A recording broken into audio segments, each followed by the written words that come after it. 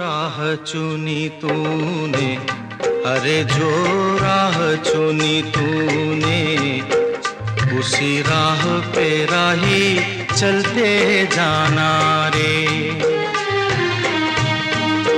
हो कितनी भी लंबी रात, अरे हो कितनी भी लंबी रात, दिया बन जलते जाना रे। उसी राह पे राही चलते जाना रे। शनिवार दोपहर में जहाँ पर कॉन्फ्रेंस के डेलीगेट सबको इकट्ठा होना था, वहाँ पर भोजन था। तो मैं वहाँ पर भोजन के लिए पहुँचा तो हमारी दादी प्रकाश मणि उस टाइम पर कॉन्फ्रेंस की हमारे इंचार्ज थी। तो दादी प्रकाश मणि में जैसे भोजन कर रहा था तो मुझे कहा कि रमेश जी, हमने नक्की किया है कि कल सुबह 20 मार्च होगी। कल सुबह हम सब ने नक्की किया है 20 मार्च हम करेंगे। तो आप जानते हैं हम भाइयों में थोड़ा थोड़ा अहंकार होता है। तो मैंने कह दिया बहन जी, उस टाइम पर हम दादी नहीं कहते थे, बहन जी कहते थे। हमने कहा बहन जी आप क्यों हमारा काम बढ़ा रहे हो? आप जानते हैं 2 दिन से तुमने खाना भी नहीं खाया है, आज मुश्किल से खाना खाने को आए हुए हैं और आप कहते हो कल सुबह हम 20 मार्च करेंगे। कौन उसकी जिम्मेदारी उठाएगा, कौन कराएगा? तो दादी ने कहा, तब बहन जी ने कहा कि रमेश भाई आप फिक्र नहीं करो, हम और किसी के द्वारा करा लेंगे, हम और किसी के द्वारा करा लेंगे। आप तो यहाँ के निमित्त भाई हो, इसलिए मेरी फर्ज है आपको बताने की। बाकी आपको कोई भी बात की उसमें जिम्मेदारी लेने की ज़रूरत नहीं है, आप सुबह 6 बजे आ जाना। मैंने कहा ठीक है था बहन जी, अगर आप और किसी से करा रहे हो और मेरी जिम्मेदारी नहीं बढ़ती, मेरा काम नहीं बढ़ता है तो बहुत अच्छी बात है, आप करा लेना। भोजन करके मैं जहाँ कॉन्फ्रेंस थी वहाँ जा रहा था, ड्राइविंग कर रहा था तो आप जानते हैं बाबा के साथ रूरियान। तो बाबा ने ऐसे अचानक मेरी बुद्धि को पकड़ा। बाबा ने कहा ये तुमने क्या किया बच्चा, क्या सेवा तुम करता है क्या? रूरियान, मैं ड्राइविंग कर रहा हूँ और उसके बीच में बाबा के साथ रूरियान हो रही। मैंने कहा नहीं बाबा, सेवा तो आप करा रहे हो, मैं निमित्त बन के कर रहा हूँ।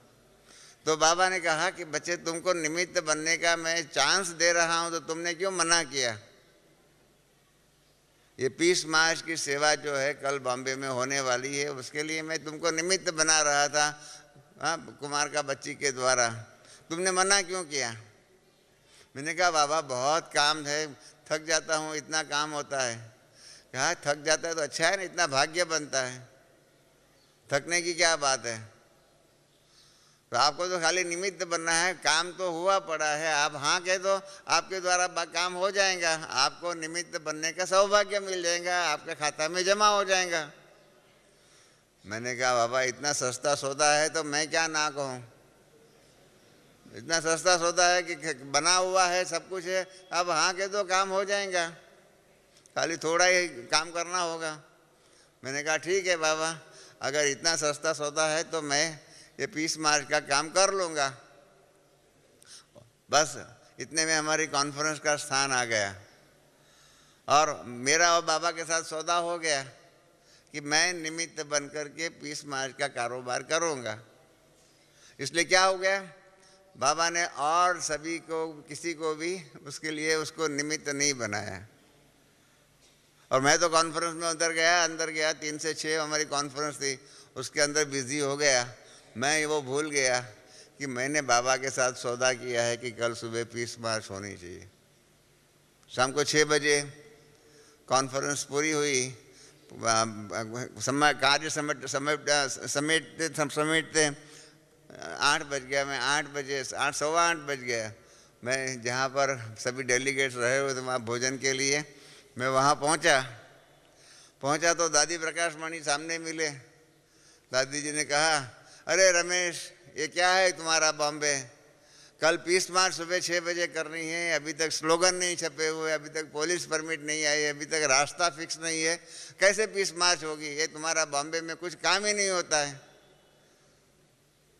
तो मुझे एकदम ट्यूबलाइट हुई कि ये तो मैंने जिम्मेदारी उठाई थी बाबा के साथ, इसलिए बाबा ने बाकी सबका ताला बंद कर दिया और मेरी ही ट्यूबलाइट का कनेक्शन चालू रखा था। तो मैंने कहा बहन जी मैंने आपको कहा ना, उस टाइम पर दादी नहीं कहते थे, बहन जी कहते थे। मैंने कहा बहन जी अभी आप फिक्र मत करो, कल सुबह 6 बजे कॉन्फ्रेंस अपने पीस मार्च होगी। कहा कैसे होगी? न स्लोगन तैयार है, नहीं रास्ता तैयार है, न पीस मार्च कहाँ निकलेंगी, कुछ नहीं तैयार है, पुलिस परमिट नहीं है, कैसे निकलेंगी? मैंने कहा आप फिक्र नहीं करो, काम हुआ ही पड़ा है, अभी मैं 1 घंटे में सब तैयारी करके आता हूँ। तो दादी ने कहा अरे रमेश जी खाना खा के जाओ ना। मैंने कहा बहन जी यहाँ 2 रात खाना नहीं खाया है, एक तीसरी रात नहीं खाऊंगा, अभी मैं जा रहा हूँ। तो मैंने कहा कि बहन जी स्लोगन तो लाइए, जिसको साइक्लो स्टाइल कराना है देना है। उस ज़माने में ये जेरोक्स मशीन नहीं था, डुप्लीकेट कॉपी ऐसा नहीं निकलती थी, साइक्लो स्टाइल कराना पड़ता था। तो बहन जी ने सुदेश बहन को बुलाया जो अभी जर्मनी में है, जर्मनी की सुदेश बहन को, अरे इधर आओ, ये रमेश को स्लोगन दो। तो मैंने कहा सुदेश बहन आपके हैंडराइटिंग मैं नहीं समझ सकता हूँ, आप मेरे साथ में चलो, एक बहन को दूसरे ले लो, हम उसको साइक्लो स्टाइल करा लेते हैं।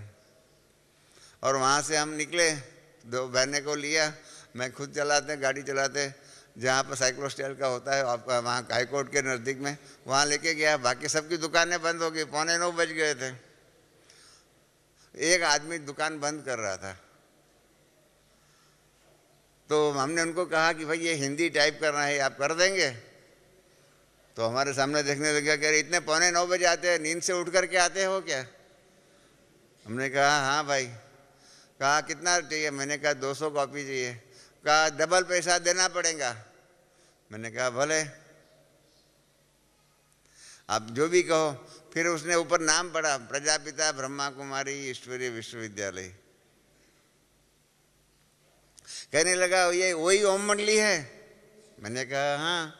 कहा मैं जानता हूँ, मैं तो कराची में वहाँ पर गया हूँ कई बार, और पीछे यहाँ भी आ गई है ओम मंडली। मैंने कहा तो कहा लाओ मैं कर दूँ। मैंने कहा हमको 200 चाहिए। उसने पैसा डबल बोला था। उसने कहा मैं 400 कर दूंगा, फ्री में कर दूंगा।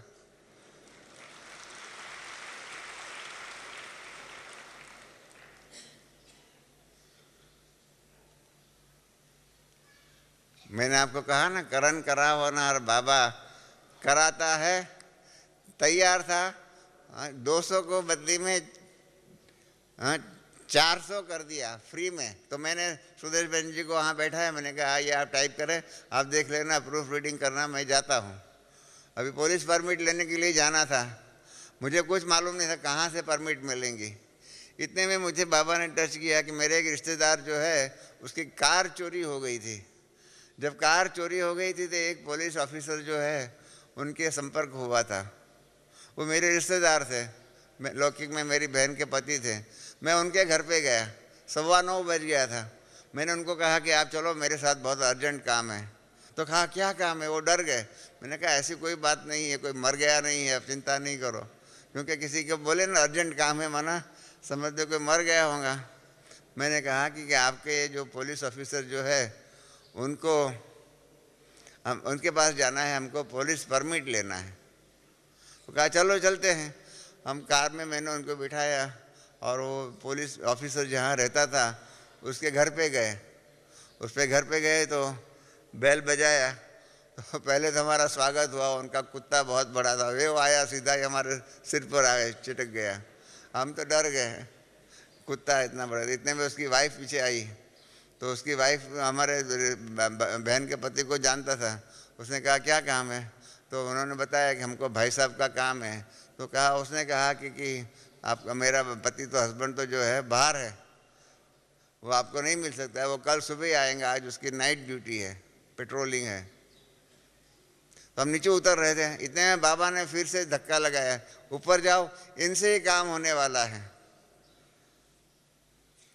हम ऊपर गए, फिर से बेल दबाया तो उसका बेटा आया। उसका बेटा आया तो हमने उनको कहा कि अरे बच्चा, तुम्हारे पिताजी के और पुलिस ऑफिसर कोई दोस्त यहाँ रहता है, हम उनको मिलना चाहते हैं।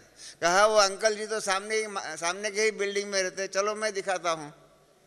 इतने में उसकी वाइफ आई, माना उसके बच्चे की माई। उसने कहा नहीं नहीं नहीं, तुमको नहीं जाना है। वो बेटा ने तो क्या किया, चप्पल पहना और एकदम जल्दी जल्दी नीचे उतर गया, माँ का सुना भी नहीं, और हमको कहने लगा आप मेरे पीछे पीछे आओ, मैं अंकल जी के घर पे ही जाता हूँ।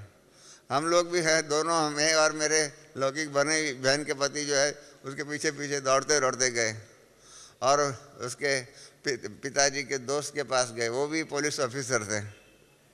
उनके पास गए, उन्होंने कहा, हमने उनको कहा कि भाई हमारी कल सुबह पीस मार्च है, हमारी कल सुबह पीस मार्च है, हमको पुलिस परमिट चाहिए। तो इन्होंने कहा कि परमिट तो आप हमारी ऑफिस में फ़ोन करेंगे तो होगा, और कहा कि ये परमिट देने का काम मेरे ही हाथ में। इतने बॉम्बे में हजारों पुलिस ऑफिसर होंगे, उसमें उसी ऑफिसर की ड्यूटी थी परमिट देने के लिए। तो उसने हमको कहा कि आप एप्लीकेशन लाए हो, और उसके ऊपर उस ज़माने में 62 पैसे का कोर्ट फी स्टैम्प लगाना पड़ता था, इसके बिना एप्लीकेशन मंजूर नहीं होती थी। तो कहा एप्लीकेशन लाए हैं, उसके ऊपर 62 पैसे का रेवेन्यू स्टैम्प लगाया है, कोर्ट फी स्टैम्प लगाया है। हमने कहा हम तो खाली हाथ आए, हम तो खाली हाथ आए हैं, ना कोर्ट फी स्टैम्प लाए हैं, ना एप्लीकेशन बनाई, हमें कुछ मालूम नहीं है, हम तो जानते नहीं हैं इसका रूल्स रेगुलेशंस क्या है। तो इतने में वो बच्चे ने कहा कि अंकल जी ये मेरे पिताजी के खास दोस्त है, उनका काम आपको करना ही है। वो बच्चे ने बोला। तो अभी क्या करे, अपने दोस्त के बेटा उसको कह रहा है। तो उसने कहा ठीक है, ऐसा करो, कल सुबह कितने बजे आपकी पीस मार्च है? हमने कहा 6 बजे है, आप 5:45 बजे हमको बंदोबस्त चाहिए। तो कहा ठीक है, मैं 5:45 बजे उधर आ जाऊँगा। मैं अभी जो है उनके घर में, उनका पुलिस का वो होता है ना, इंफॉर्मेशन का अपना ही होता है, मोबाइल फ़ोन आदि सब होते हैं उनके। कहा उसमें हमारी ट्रैफिक पुलिस को फ़ोन कर देता हूँ, और आपका रूट क्या है? मैंने ऐसे ही जवानी से बोल दिया इस रूट से जाएंगे। उसने कहा ठीक है, आपका रूट अच्छा है, ये रूट हम मंजूर करते हैं।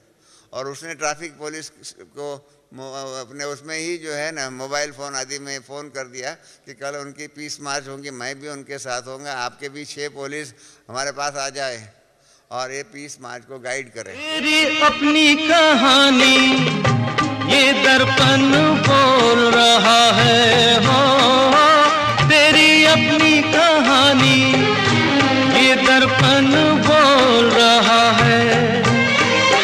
भीगी आँख का पानी हकीकत खोल रहा है, हो जिस रंग में ढाले, अरे हो जिस रंग में ढाले वक्त मुसाफिर ढलते जाना रे, उसी राह पे राही चलते जाना रे।